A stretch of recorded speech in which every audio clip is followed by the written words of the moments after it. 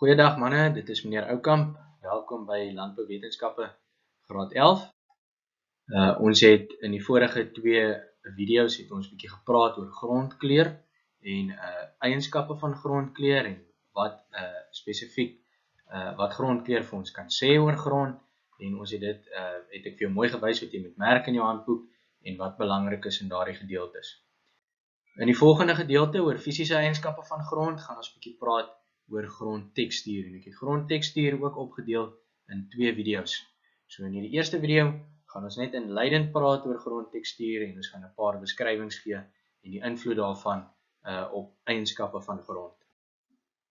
So wat is die definisie van grondtekstuur? Jy kan daar in die handboek merk op bladsy 29 by die eerste NB kan jy daar merk grondtekstuur is dus die grootte en die vorm van gronddeeltjies.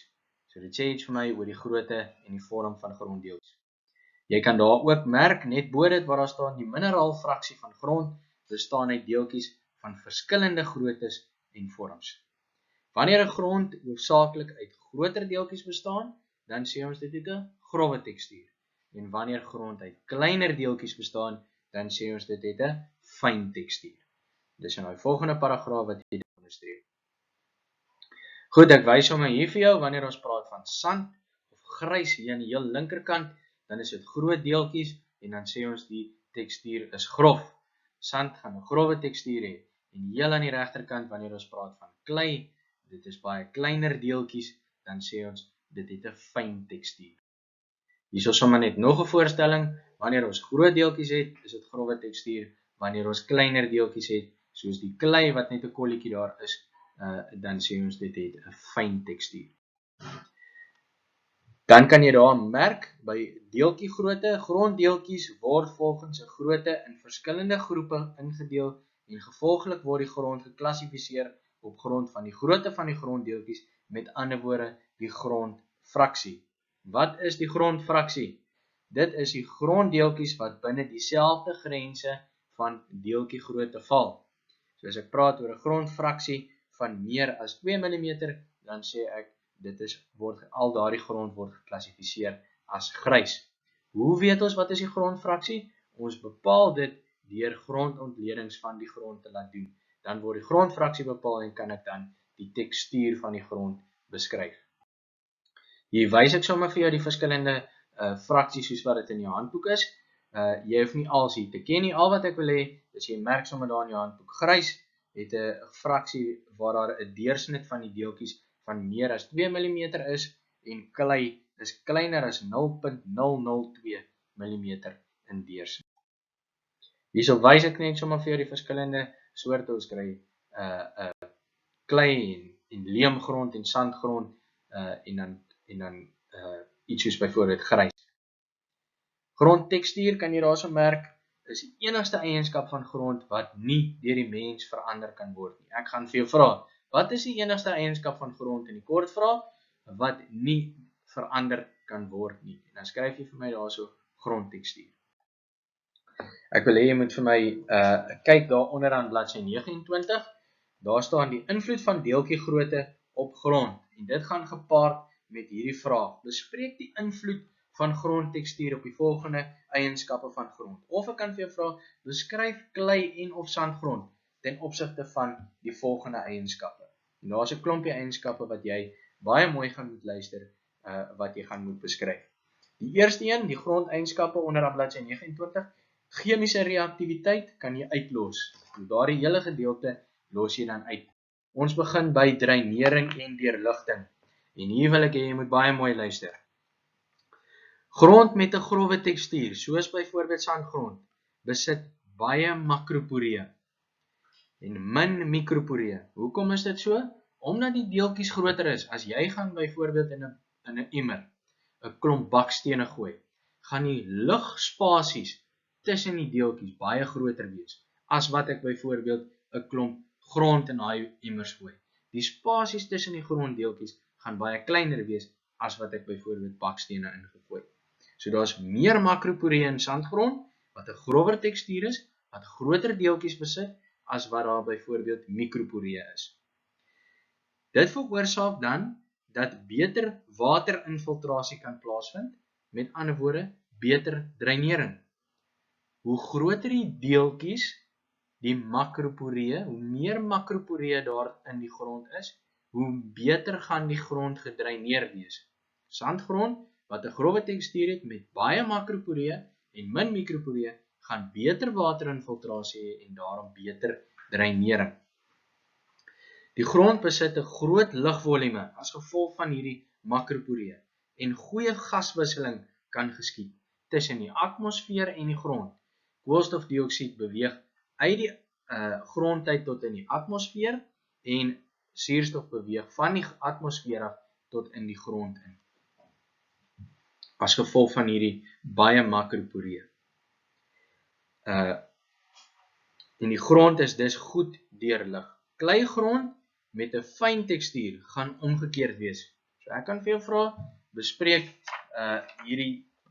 die invloed van grondtekstuur op die volgende eienskappe van grond, of ek gaan vir jou sê, beskryf sandgrond ten opsigte van dreinering en deurligting. Dan gaan jy vir my hierdie gedeelte skryf. Of ek gaan vir jou sê, beskryf kleigrond ten opsigte van dreinering en deurligting. Dan gaan jy sê, kleigrond met 'n fyn tekstuur besit baie mikroporee en min makroporee. Daar is nie 'n goeie waterinfiltrasie nie en die dreinering is dus swak. Omdat die grond baie mikroporee het, is daar nie 'n groot lugvolume nie en is die grond swak deurlig. Goed. Ek wys sommer net vir jou hier waar ons byvoorbeeld versuipte toestande het, kleigrond wat byvoorbeeld min makroporee het en baie mikroporee gaan water hê wat staan daarop. Goed, waterkapasiteit. Jy kan daar onderstreep, grond met 'n fyn tekstuur, soos byvoorbeeld klei, besit baie mikroporee en min makroporee. Kleiner deeltjies nader aan mekaar, daar's meer mikroporee en minder makroporee. Die deeltjies tussen die grond of tussen die klei deeltjies, die spasies tussen die klein deeltjies is kleiner. Kleigrond besit dus 'n hoë kolloïdale fraksie. Aangesien kapillêre water as 'n fyn vliesie om gronddeeltjies en mikroporee voorkom, is die kleigrond se waterkapasiteit hoog. So hierdie grond gaan water langer vashou. Die kapasiteit van die water is hoog. En daarom is dit so in kleigrond en in sandgrond met 'n growwe tekstuur is die waterkapasiteit omgekeerd. So ek wys sommer net vir jou hierso as gevolg van die poree, soos wat jy kan sien heel bo, groot gronddeeltjies, groot spasies tussenin. Soos wat ons afbeweeg, klein gronddeeltjies, baie kleiner spasies tussenin. Die grondvrugbaarheid. Kleigrond wat 'n fyn tekstuur het, besit baie kolloïdale deeltjies. Aan die ander woorde, daar is grondkolloïdes, wat die grond se kation-adsorpsie vermoë, die KAV, vir plantvoedingsstowwe verhoog. Meer plantvoedingsstowwe word dus geabsorbeer, wat beteken vasgehou en die grond is dus baie meer vrugbaar. Minder plantvoedingsstowwe gaan dus ook uitwas. En daarom sê ons ook die grond is vrugbaar en ryk aan plantvoedingsstowwe. Klein deeltjies, hoë KAV, plantvoedingsstowwe word beter vasgehou deur hierdie klein deeltjies en daarom is die grond meer vrugbaar. Sandgrond is minder vrugbaar. Hoekom is dit so? Want dit besit nie kolloïdale deeltjies nie. Die KAV is laag. Die deeltjies is te groot om plantvoedingsstowwe mooi vas te hou. En daarom was die plantvoedingsstowwe ook maklik uit, omdat dit nie vasgehou word nie. En is die grond dus onvrugbaar, die sandgrond. Hoe kan ons sandgrond verbeter? Ons kan dit net verbeter deur humus in te werk. Dan gaan ons die humuskolloïdes verhoog en daarom dit meer vrugbaar kan maak. So ek wys sommer vir jou, wanneer ons kyk na hierdie gronddeeltjie, word al hierdie positief gelaaide ione, die katione, die plantvoedingsstowwe aangetrek deur hierdie gronddeeltjie. En omdat dit 'n kolloïd is dit hoogs negatief gelaai, die KAV is hoog, so die katione word sterk aangetrek en geabsorbeer, vasgehou deur die gronddeeltjie en daarom sê ons hierdie plant of hierdie kleigrond met hierdie grondkolloïdes is dan baie vrugbaarder as byvoorbeeld sandgrond. Hierso wys hulle dit ook sommer mooi vir jou, hoe hierdie klei deeltjie, wat as 'n koloïd optree, hierdie positief gelaaide deeltjies aantrek. Ek wys hom hier nog vir jou. As ons kyk na hierdie prentjie, veral aan die onderkant, as ons kyk na die linkerkantste prentjie, die een wat sê 8 tot 8 tot 8, ek gaan dit vir jou so omkring met die pen. Hierdie gedeelte verteenwoordig 'n sanddeeltjie, groot deeltjie. Die oppervlakte, as jy dit gaan uitwerk, is 8 by 8, en dan maal ons dit om die volume te kry, maar as ek byvoorbeeld dieselfde grootte deeltjie sou vat, 8 by 8 by 8 cm, maar ek het 'n klei deeltjie, wat byvoorbeeld baie kleiner is, dan is die oppervlakte van die klei baie groter as byvoorbeeld die oppervlakte van hierdie groter sanddeeltjie. En omdat die oppervlakte groter is daar 'n groter gedeelte wat positief gelaaide katione, plantvoedingsstowwe kan aantrek. So hierdie klein oppervlakte van byvoorbeeld een sandkorreltjie of dieselfde hoeveelheid in volume van kleideeltjies, gaan die kleideeltjies se oppervlakte groter wees en gaan dan nou plantvoedingsstowwe baie meer en makliker aantrek as byvoorbeeld die sanddeeltjie. Goed, grondbewerking, spesifiek by sandgrond. Sandgrond het 'n growwe tekstuur, jy kan daar merk. Die sandfraksie is oorheersend. Die kohersiekragte tussen die gronddeeltjies is swak. Die deeltjies is groot, so die kohesie, die kragte tussen hierdie gronddeeltjies is swak. Die plastisiteit en klewerigheid is daarom laag, omdat hierdie deeltjies mekaar nie sterk aantrek nie. Is die plastisiteit, ek wil amper sê die mate waartoe hulle mekaar vashou, en die klewerigheid waarna hulle vas aan mekaar is laag, en daarom beweeg 'n implement soos 'n ploeg maklik deur die grond. So ons sê die grond bewerk maklik, en ons beskryf die grond as 'n ligte grond. As ons sê grond bewerk maklik, dan sê ons dit is 'n ligte grond. Hier is 'n voorbeeld van sandgrond. Jy kan dink as jy met 'n implement deur hierdie grond ry soos 'n ploeg, gaan dit baie maklik wees om hierdie grond te bewerk. Omdat die gronddeeltjies nie aan mekaar vashou nie, hulle beweeg maklik weg van mekaar af, soos wat die implement deur die grond beweeg. Net so is die teenoorgestelde in kleigrond. Kleigrond het 'n fyn tekstuur en die kleifraksie is dan oorheersend. Met ander woorde, daar's meer kleideeltjies as ander gronddeeltjies in kleigrond, wat nou natuurlik sin maak. Die kohesiekragte tussen die gronddeeltjies is sterk. Daarom plak hulle makliker aan mekaar vas of hou mekaar makliker vas. So die plastisiteit en die klewerigheid daarom is hoog. Hierdie grond sit dan uit as dit nat word en dit krimp in en kompakteer dan as dit droog raak. Die grond slaan maklik toe, vorm krake en barste as dit dan byvoorbeeld droog word. En gevolglik bewerk hierdie grond moeilik, en ons praat daarvan as 'n grond moeilik bewerk, dat dit is 'n swaar grond. Hier wys ek sommer vir jou, het 'n ou probeer bewerk in hierdie stuk klei, en hy het baie moeilik in die grond ingekom. Jy kan sien, hy het nie baie diep gewerk nie, en het nie baie goed hier gewerk nie, omdat dit baie moeilik is om met 'n implement deur kleigrond soos hierdie te werk. Goed, die volgende gedeelte is tekstuurklasse. Op bladsy 30, heel onderaan waar daar staan tekstuurklasse, lees ek vir jou deur, jy hoef dit glad nie te onderstreep nie. Na grondmonsterneming word die grond meganies ontleed en in 'n laboratorium sodat die grond in 'n bepaalde tekstuurklas ingedeel kan word. Die deeltjiegrootte word dan as 'n persentasie ten opsigte van die ander gronddeeltjies in die monster uitgedruk. Daarna word die tekstuurklas bepaal deur dit van 'n tekstuurdiagram af te lees. Hierdie is die tekstuurdiagram. So wat ek gaan doen is ek gaan hierdie grond wegstuur vir 'n ontleding, en hulle gaan vir my sê die persentasie klei wat voorkom, of die persentasie sand wat voorkom, of die persentasie leemgrond wat voorkom. En dan gaan ek van hierdie diagram aflees presies watter tipe grond dit is, na gelang van die persentasies wat daar teenwoordig is in die grond. Ek gaan dit vir jou aan die hand van 'n voorbeeld verduidelik.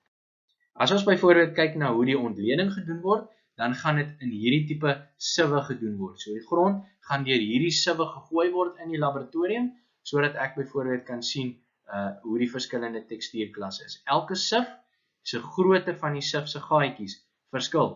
So byvoorbeeld in hierdie eerste sif, waar ek gooi eers die grond in hom, dan gaan al die groter deeltjies agterbly.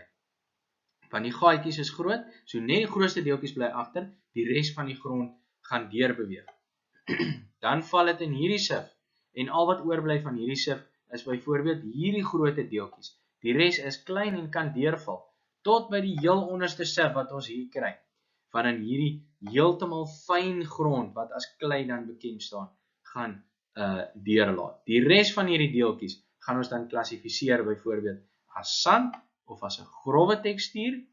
Hierdie gaan ons dan sê nou maar klassifiseer as klei, en hierdie gaan ons klassifiseer as leemgrond.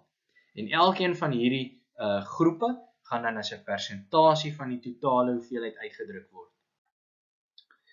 Dan gaan ek dit van daai tekstuurklasse aflees, en ek gaan dit nou vir jou in 'n voorbeeld wys. Ek wys sommer vir jou hier op bladsy 31, wanneer ons in die veld is en ons kan nie hierdie siwe gebruik nie, dan kan ons hierdie metode gebruik om verskillende tekstuurklasse te bepaal. Ek vat die grond en ek gaan dit byvoorbeeld bietjie nat maak en ek gaan dit probeer buig, en na gelang van hoe die grond reageer, gaan ek dit in hierdie klasse dan verder verdeel. Soos wat jy kan sien in jou handboek, wys hulle vir jou hierdie gedeelte, die sandgedeelte gaan los wees, soos wat jy in die vorige prentjie gesien het in die man se hand, gaan hy byvoorbeeld duidelik vir jou kan wys dat die sand gaan nie 'n klont vorm as ek dit byvoorbeeld met water meng nie. Dit gaan heeltemal los bly. As dit byvoorbeeld 'n sanderige leem is, dan kan jy daarso in jou handboek merk, by sanderige leem, in die derde reeltjie staan dat die monster kan in 'n klein worsie gerol word. As die worsie liggies gedruk word, sal dit opbreek. So hy kan net in 'n worsie gerol word, as ek hom bietjie buig of druk, dan gaan hy opbreek. Dis al wat ek daar onderstreep het. Dan by sanderige kleileem kan jy die eerste sin onderstreep, die monster kan maklik in 'n dun worsie gedraai word, en jy onderstreep die laaste sin, die worsie kan in 'n U-vorm gebuig word, voordat dit sal breek. Dis al wat ek daar onderstreep.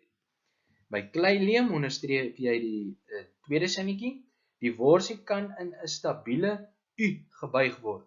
Wanneer 'n ring gevorm word, deur die punte van die worsie bymekaar te bring, soos wat jy daar kan sien, sal dit breek. So sodra ek die worsie probeer in 'n ring buig, dan begin hy breek. En by klei kan jy onderstreep, daar is hoegenaamd geen sanderige gevoel nie, en in die derde sinnetjie kan jy onderstreep, dit vorm 'n stabiele ring sonder om te bars. Dis al wat ek daar onderstreep het. Hier wys hulle dit sommer net weer vir jou, die sand, en dan die sanderige leem, die sanderige kleileem, die kleileem en klei, wat dan in 'n ring gebuig kan word. So hier is die voorbeeld wat ek vir jou gesê het van die tekstuurklasse. As ek dit nou bepaal het, ek kon dit dalk nou nie in die veld doen nie, en ek het dit in 'n laboratorium gedoen, en hulle sê daar's 42% sand, dan gaan lees ek dit hierso byvoorbeeld op die voorbeeld wat ek het af.